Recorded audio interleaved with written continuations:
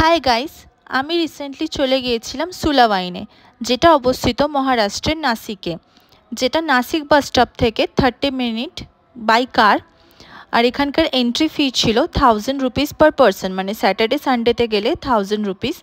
আর তোমরা যদি উইকডেজে যাও তাহলে পাবে 600 রুপিস পার পারসন।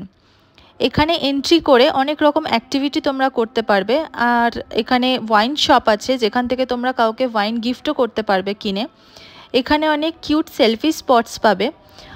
ওয়াইন তৈরি করার জন্য আঙুর মানে গ্রেপস হারভেস্টিং থেকে, তার ম্যানুফ্যাকচারিং থেকে, তার স্টোরেজ থেকে সমস্ত কিছু এখানকার লোকজন তোমাদের দেখাবে।